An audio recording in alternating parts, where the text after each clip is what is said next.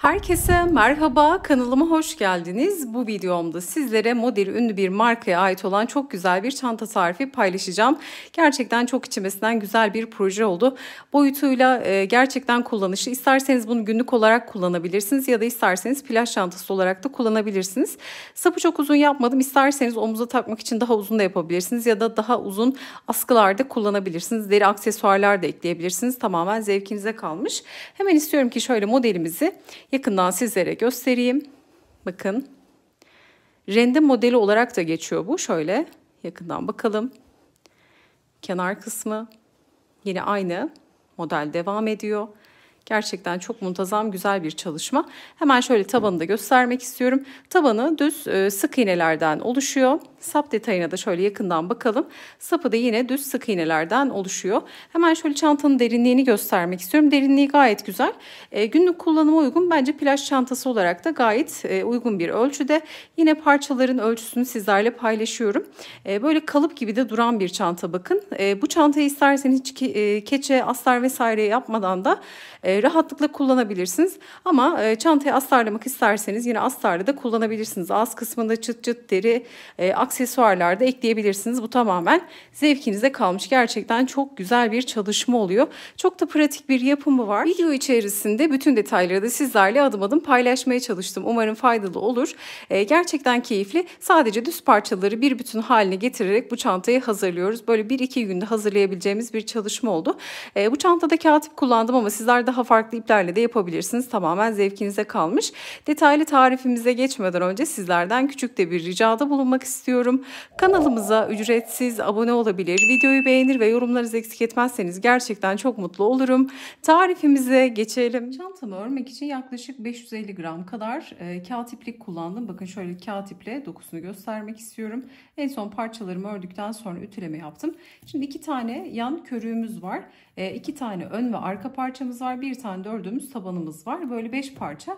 2 tane de sapımız var. Şimdi onları da hazırladım ama önce ön ve yan körük parçaları tarif edeceğim sizlere. Şöyle bakın deseni göstermek istiyorum. Kağıt iple çalışırken tığ numaram 3,5 milimdi. Bakın elimi çok sıkmadan ördüm.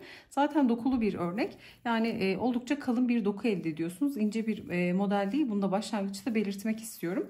3,5 milim tığ benim için idealdi. Sizler kullanacağınız ipin inceliğine, kalınlığına göre örmenizin sıkılığına, gevşekliğine göre kendi tığ numaranızı belirleyebilirsiniz. Şimdi burada modeli sizlere makrome iple tarif edeceğim. Sizler daha farklı iplerle de bu çalışmayı yapabilirsiniz. İlla ki kağıt ip olmak zorunda değil. Makrome iplerle, raf iplerle de hazırlayabilirsiniz.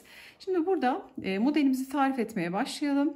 İlk olarak zincirle başlangıç yapıyoruz. İlk zinciri kilit yaptıktan sonra ördüğümüz ayardan bir tık gevşek olacak şekilde başlangıç zincirlerimizi hazırlıyoruz. Şimdi burada modelimiz 4 artı 4 artı en sonda artı 2 tane sık iğneden oluşuyor. Şimdi zeminde sık iğne hazırlayacağız.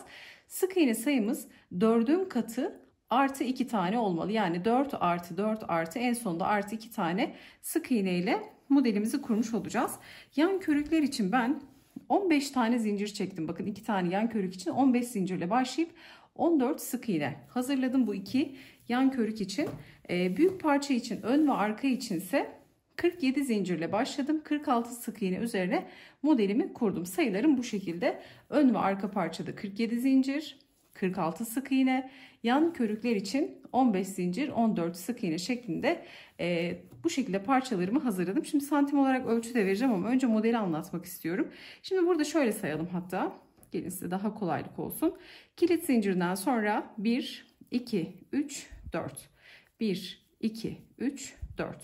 1, 2, 3, 4 artı 2 zincir. Bir de dönüş zincirim olacak. Ekstra bir zincir. Bakın kaç zincir yaptı? 2, 4, 6, 8, 10, 12, 14, 15 zincir yapmış oldu. Bu şekilde 4'ün katı artı 2 zincir bir de artı dönüş zinciri çekebilirsiniz. Zinciri saymak isterseniz dediğim gibi 4'ün katı artı 3 de yapabilirsiniz. Şimdi zincirin düz kısmını değil ters kısmını çeviriyorum. Arkada bulunan kesik çizgileri kullanacağız. Bakın şu noktaları kullanacağız. Dönüş zincirini bırakıyorum. Hemen bir sonraki arka kesik çizgiye batıp ilmek çıkardım. 2 ilmeğim var. Doladım. İkisinin içerisinden geçirerek sık iğnemi ördüm. Bir sonraki zincirin arka kesik çizgisine battım. İlmek çıkardım. Tekrar sık iğne. Şimdi bu şekilde sıra sonuna kadar 14 tane sık iğnemi öreceğim. Sizler bu çalışmayı daha küçük ya da daha büyük de yapabilirsiniz. Kullandığınız ipin inceliği, kalınlığı da çok önemli. İnce bir iple çalışıyorsanız eğer sık iğne sayınız daha fazla olabilir. Kalın bir iple çalışıyorsanız sık iğne sayınız daha az da olabilir benim verdiğim sayı ve ölçülerden. Bazen aynı ip, aynı tığ numarayı kullansak dahi verdiğim ölçüler değişebiliyor. Bu da örme sıkılığımız ve gevşekliğimizden kaynaklı olarak bunu da başlangıçta belirtmekte fayda var. Şimdi geldim son zincirin arka kesik çizgisine battım.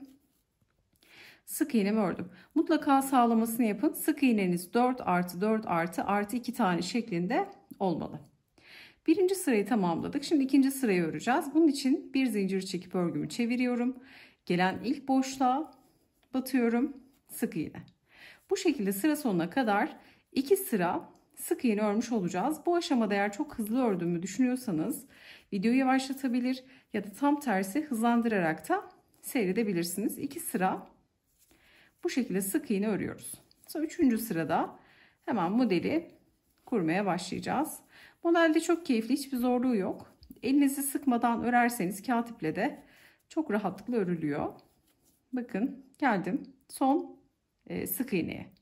Bu da başak şeklinde görünüyor. Buna da batıyorum. Sık iğne. Yine aynı sayıda sık iğnemi elde etmiş oldum.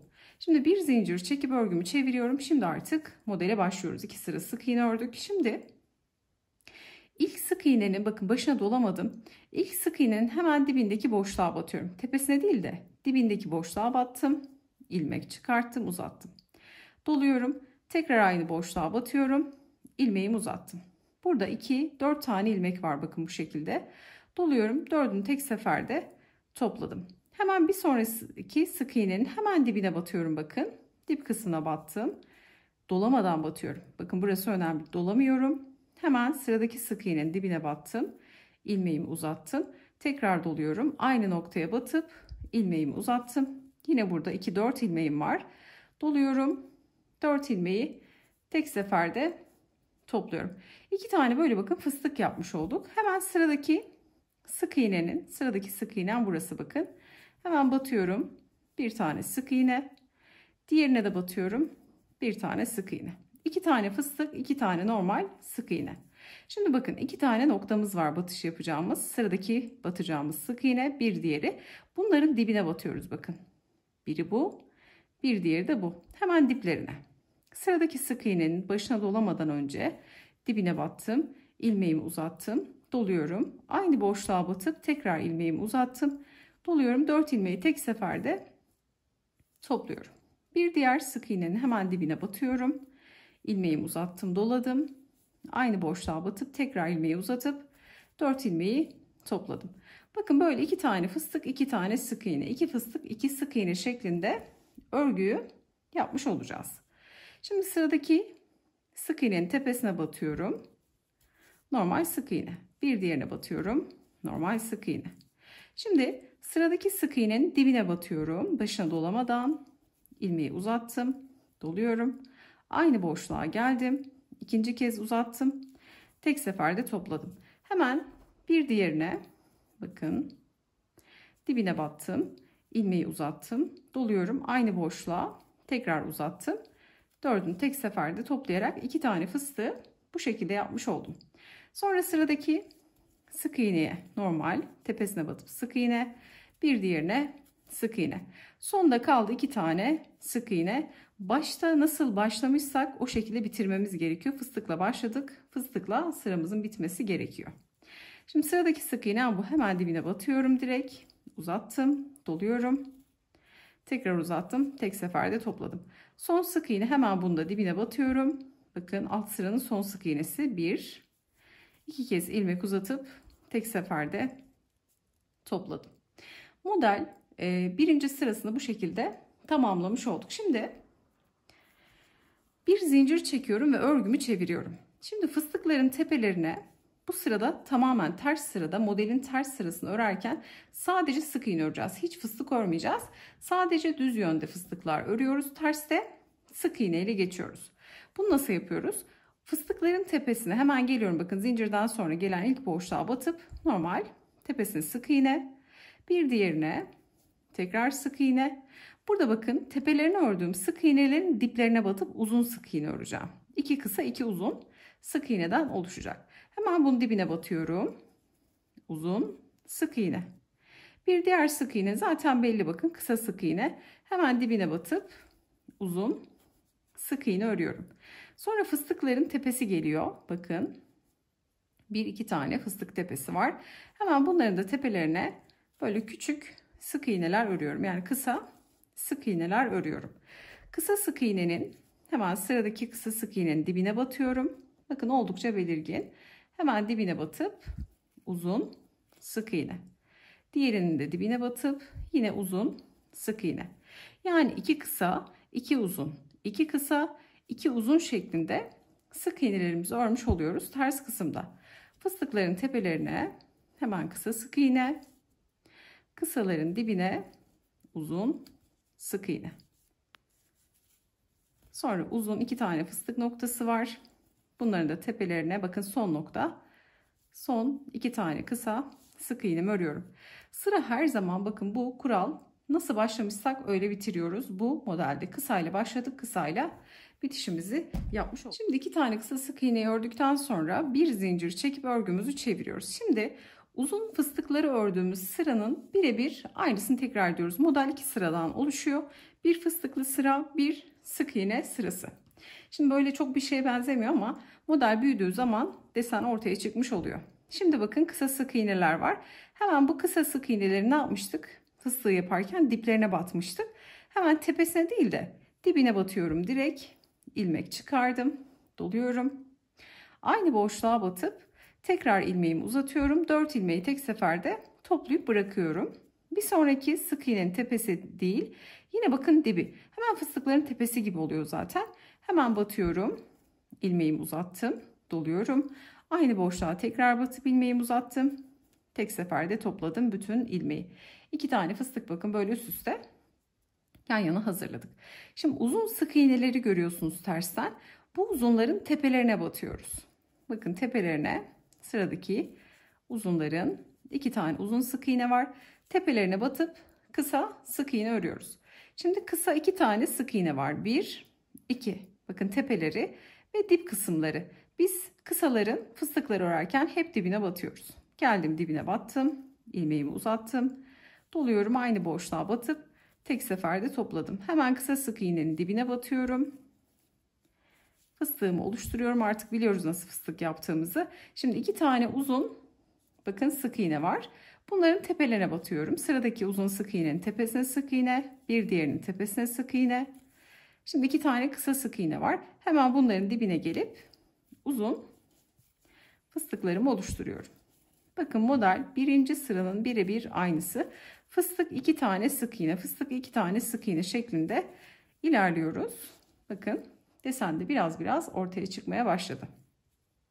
Sonda 2 tane kısa sık iğne var. Hemen dibine batıyorum. Birinci fıstığım ve son sık iğnenin de dibine batıp son fıstığı da oluşturdum. Ve bakın fıstıkla başladık, fıstıkla sıramızı bitirdik. Şimdi bir zincir çekip örgümüzü çeviriyoruz. Ve gelen ilk boşluğa batıyorum. Bu da fıstığın tepe noktası. Bir diğerini de tepesine batıp normal sık iğne örüyorum fıstıkların tepelerine. Sonra kısa sık iğneler bizi karşılıyor. 2 tane hep böyle 2-2 bakın model. Kısanın da dibine batıp uzun sık iğne örüyorum. Tersten hep sık iğne örüyoruz. 2 kısa, 2 uzun. 2 kısa, 2 uzun şeklinde bakın bu şekilde devam ediyorum. 2 uzun, 2 kısa. Şimdi model sıramızın ikinci sırasını tekrar etmiş oluyoruz. Şöyle düğümlü geldi. Bunu şöyle örelim. Bakın son 2 tane fıstık. Bunları da tepelerine batıp sırayı bitiriyorum. Kısa 2 tane, 2 tane uzun. 2 kısa, 2 uzun. 2 kısa, 2 uzun. 2 kısayla bakın ters kısmı da bu şekilde bitirdik. Şimdi bir zincir çekip örgümü çeviriyorum. Şimdi yine fıstık sırası. Birebir aynısı. Ne yapıyorum? İlk sık iğnenin hemen dibindeki boşluğa batıyorum bakın. Bunlar oldukça belirgin. Elinize aldığınız zaman zaten daha rahat göreceksiniz. Mutlaka böyle küçük bir parçada çalışın. Sonra istediğiniz boyutlarda hazırlayabilirsiniz. 2 tane fıstığı yaptım. 2 tane uzun sık iğne var. Bunların da tepelerine sık iğne örüp tamamlıyorum. 2 tane fıstık. Hemen yan yana 2 tane fıstığımı örüyorum. Diplerine batıp sık iğnelerin uzunlarını da tepelerine batıp normal sık iğne örüyorum. 2 tane uzun fıstık yapıyorum. Kısaların dibine batarak uzunların da tepelerine kısa sık iğne örüyorum. Yine sonda 2 tane sık iğne var. Geldim bunların da dibine batıp fıstığımı tamamlıyorum. Şurada bir düğüm çıktı. Bunu şöyle arka tarafa alalım. Bakın model gerçekten çok kolay.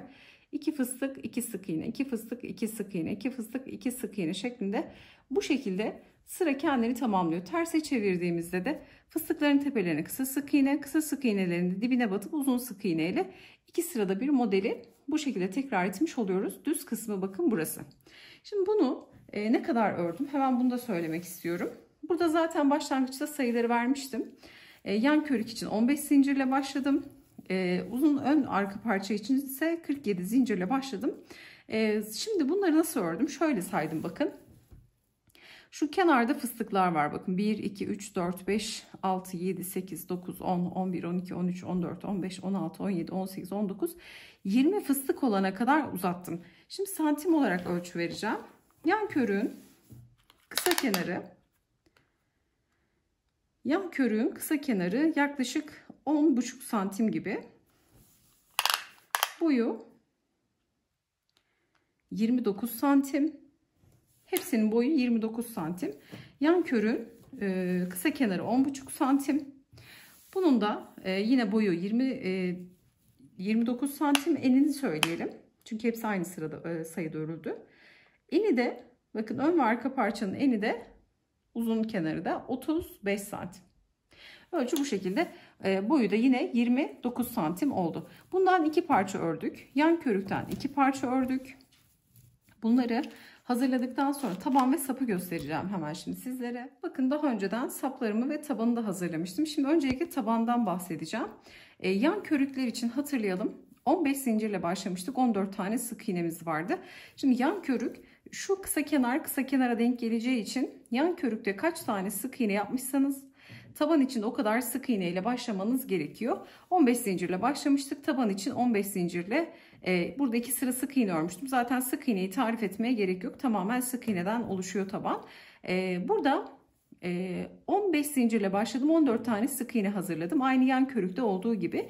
Sonra bu uzun ön ve arka parça için 46 tane sık iğnem vardı. Bunu da 46 sıra olacak şekilde tamamladım. Yani şöyle düşünün. Bakın bu ön parça, bu da tabanımız. Taban ön parçaya tam denk gelmeli. Ben birebir sayılarıyla yaptım. Yani şu an taban ince, yani tek kat iple çalıştım. 2 kat yapabilirsiniz ya da daha kalın modeller de kurabilirsiniz. Ya da direkt çantanın kendi modelini de aslında buraya uygulayabilirsiniz. Ben direkt sık iğne çalışmak istedim. Dediğim gibi bu tabanı farklılaştırabilirsiniz. İçerisine kanvas koyabilirsiniz. Keçe koyarak da kalınlaştırabilirsiniz. O yüzden ben direkt örgüyle böyle tek kat iple tabanı hazırlamış oldum. 15 zincirle başladım. 46 sıra ördüm. 46 sırada bakın şöyle tuttuğumda taban kısmı ön parçaya rahatlıkla monte olacak. Bu buraya monte olacak. Bu da buraya tam denk gelmiş olacak. Tabanı da bu şekilde hazırladım. Şimdi sap kısmına gelecek olursak sapı da 8 zincirle 7 sık iğne yaparak burada 8 sıra sık iğne ördüm. Sonra sık iğneyi bir bütün haline getirip spiral şekilde sap kısmını uzattım. Sonra tekrar ayırarak 8 sıra düz bir şekilde sık iğneyi ördüm. Şimdi bunu tarif etmek istiyorum. Belki bu akla takılabilir. Şu tabanda hiçbir zorluk yok. 15 zincirle 46 sıra sık iğne örüyoruz. Bu düz bir parça. Şimdi bunun da ölçüsünü vereyim. Şöyle bakın. Bunun da ölçüsü yine 35 santime. Şöyle tuttuğumda, çünkü tek kat örüyoruz. Yine yan körükle aynı ölçüde olacak diye tahmin ediyorum. Şöyle ölçelim. Evet, 10 santim ölçüsünde 10'a 35 santim ölçüsünde tabanımızı hazırladık. Hazır taban da kullanabilirsiniz. Eğer tabana göre de örgünüzü ayarlayabilirsiniz. Hazır bir tabanınız varsa, deri bir taban, örgünüzü tabana ölçerek de sağını solunu ölçerek de dikdörtgen tabana rahatlıkla monte edebilirsiniz. Şimdi burada sapı nasıl yapıyorum bunu göstermek istiyorum. Yine makrome iple tarif edelim. Dediğim gibi katiple çalışırken yine 3,5 milim tığla çalıştım. Başlangıçta bitiş ve başlangıcı uzun ip bıraktım ki bu uzun iple sapları çantaya monte edelim. Şimdi kilit zincirinden sonra 1, 2, 3, 4, 5, 6, 7, 8 zincir çektim. 8 zincirden sonra yine zincirin düz kısmını değil ters kısmını çevirdim. Sondaki zinciri bırakıp bir diğer zincirin arka kesik çizgisine batıp sık iğne ördüm. Başlangıçta tarif ettiğim tekniğin birebir aynısı, o yüzden birazcık hızlı göstereceğim. Modele başlarken 2 sıra sık iğne örmüştük. Orada yaptığımız işlemin birebir aynısı. 8 zincirle başladık. 7 tane sık iğne örüyorum. Bu birinci sıram. Bir zincir çekip çeviriyorum. Yine ilk sık iğneye batıp bu şekilde her bir sık iğnenin tepesine bir tane sık iğne örüyorum. Şimdi bu şekilde 8 sıra ördüm. 8 sıra. Bakın şu istediğim genişliği verdi. Sizlerde sayı farklı olabilir. Sapı daha kalın istiyor olabilirsiniz. Sayılar değişiklik gösterebilir. İpiniz ince kalındır. Yani farklıdır benim kullandığımdan. Yani kendinize göre de sayılarınızı ayarlayabilirsiniz. Bir zincir çektim ve yine ilk gelen boşluğa batıp her birine bir tane sık iğne örerek ilerliyorum. Şimdi burada varsayalım ki bakın 3 sıra ördük. Bunu 8 sıraya tamamladım. 8 sıraya tamamladıktan sonra şöyle katlıyorum. Bakın örgünün yönünde. Şöyle katladım. Normalde çevirip örmem lazım. Katladıktan sonra gelen ilk sık iğnenin tepesine batıyorum. Direkt sık iğne. 7 tane sık iğne var. Bakın şimdi bir daire yaptım burada. Bir bütün haline getirdim. Şimdi her bir sık iğnenin tepesine bir kez batarak sık iğne örüyorum. Burada artık zincirli dönüşler yok. Son sık iğneye de batıyorum. Şimdi ilk başladığım bağlantı kurduğum sık iğne, bakın hemen tepesine batıyorum. Bir bütün halinde spiral şekilde örüyoruz. Bakın bir tersten bir düzden ördüğüm parçayı bir bütün haline getirdim. Şimdi tamamen her birine böyle bir tane sık iğne örerek döne döne sapımızı oluşturacağız. Şöyle birazcık ördüğümde daha rahat anlaşılacaktır.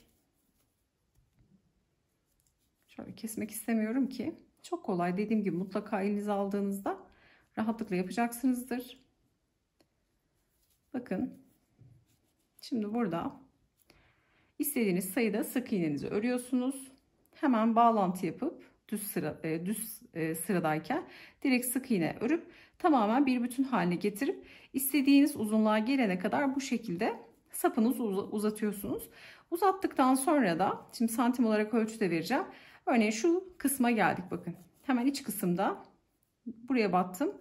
Bir zincir çekip burada nereye battığınızın bir önemi yok. İstediğiniz boyuta geldikten sonra bir zincir çekip örgünüzü çevirin. Şimdi ters ve düzden öreceğiz. Geliyorum, sayıyorum şimdi buradan 1 2 3 4 5 6 ve 7. sık iğne. 7 tane sık iğneden oluşuyordu. 7 sık iğne ördükten sonra tekrar bir zincir ve çeviriyorum. Bakın spiral örmüyorum, ayırdım tekrardan. Şimdi gelen ilk boşluğa batıyorum ve yine 7 tane sık iğneyi bu şekilde baştaki gibi örüyorum. Bir tersten bir düzden örgümüzü ayırdık. Bir bütün halde örüyorduk spiral şekilde. Şimdi bakın ayırdık. Bir zincirle dönüşler yaparak gelen ilk boşluğa batarak bu şekilde sık iğnelerimizi oluşturuyoruz. Umarım açıklayıcı olmuştur. Dediğim gibi 8 sıra ördüm ben bu baştaki sık iğne noktalarını. Şöyle bakın ayırmış oluyoruz. Sapı da bu şekilde yaptık.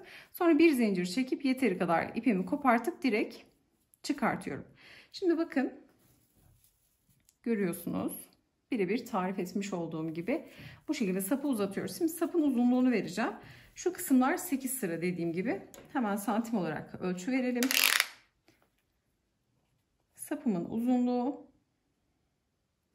37 santim. Bu benim için yeterli bir ölçüydü. Sizler daha uzun, daha kısa da yapabilirsiniz. Şimdi ne kaldı? Çantamızı bir bütün haline getireceğiz. Bakın sapı bu şekilde hazırladık. Şimdi hemen şöyle sapları kenara alacağım. İlk olarak Bakın şimdi taban kısmını örerken kağıt ipimi kopartmadım. En son taban kısmını ördüm. Yan körükleri, ön ve arka parçaları tamamladım. Bu arada modeli bitirirken fıstıklı sırada bitiriyoruz. Fıstıkları saydığımda 20. sıradaydı dediğim gibi. Şimdi burada birleştirmeye başlayacağız. Şimdi sapın şöyle tabanın düz kısmındayım bakın. Önce ön parçayı birleştirelim. Düzünden birleştiriyoruz. Şimdi burada son sık iğneye battım. Şöyle bir tane zincir çekiyorum. Düz kısmı alıyorum bakın. Ön parçayı yani uzun parçayı alıyorum. Önce tabanın bu tarafını birleştireceğim. Hemen geliyorum. Son ördüğüm sık iğnenin tepesine batıyorum. Karşı parçadaki hemen sık iğnenin dibindeki zincire batıyorum. Bakın ördüğüm zincirli noktaya batıyorum. Sık iğne. Hemen bir sonraki uygun boşluğa batıyorum. Tekrar sık iğne. Bu şekilde karşılıklı sık iğneler örerek şöyle bakın buradan başlayacağım.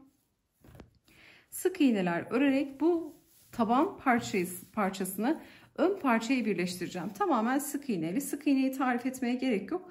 Uygun boşluklara karşılıklı batıp sık iğnemizi birleştirelim. Sık iğneyle birleştirelim. Sonra buradaki yan körük kısmını alacağım.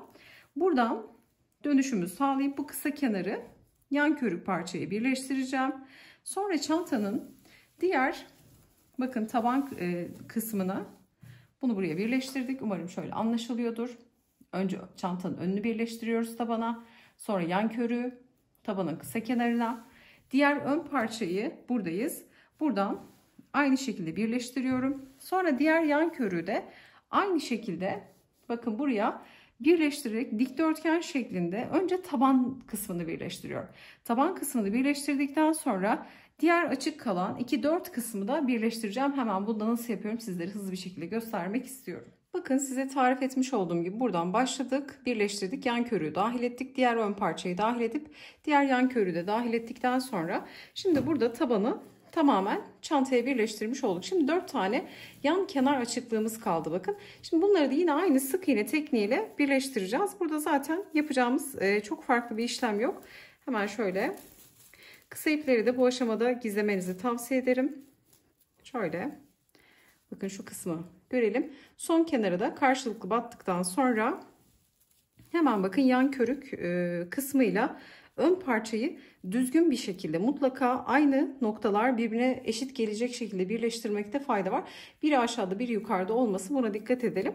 Şimdi burada hemen şöyle birleştirdiğim sık iğnenin ara boşluğuna batıyorum.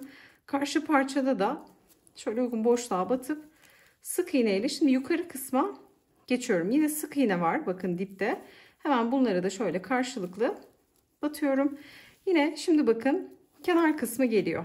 Bunu eşit olacak şekilde çengelli iğnelerle sabitleyebilirsiniz. Burada uygun boşluklara şöyle karşılıklı batacağım ve yine sık iğne ile birleştireceğim. Karşılıklı denk gelmesi önemli. Tamamen bakın şöyle ara boşlukları, fıstıkların aralarındaki boşluklara batıp düzgün bir şekilde sık iğne ile birleştireceğim. Sonra burada ipi kopartacağım. Bakın şu kısmı birleştirdim. Hemen diğer açıklığı, buradaki 4 açıklığı da bakın tamamen sık iğne ile birleştirmiş olacağım. Sonra ağız kısmını yine birkaç sıra sık iğne geçebiliriz. Daha uzatabilirsiniz nasıl yapmak istiyorsanız. Kenarları da tamamen sık iğne ile geçelim. Sonra ağız kısmında sık iğne ile geçtikten sonra saplarımızın zaten uzun iplerini bırakmıştık. Etamin iğnesiyle içeriden bakın örgü modelini bozmadan bakın şöyle iç kısımda hemen sap kısmında tarif edelim. Getireceğim, uygun noktaları yerleştirip içeriden etamin iğnesiyle de sapı dikerek sapı da bu şekilde monte etmiş olacağım. Bu çantayı astarlayabilirsiniz. Astarı sapa monte edebilirsiniz. Yani astar taşıyabilir çantanın ağırlığını.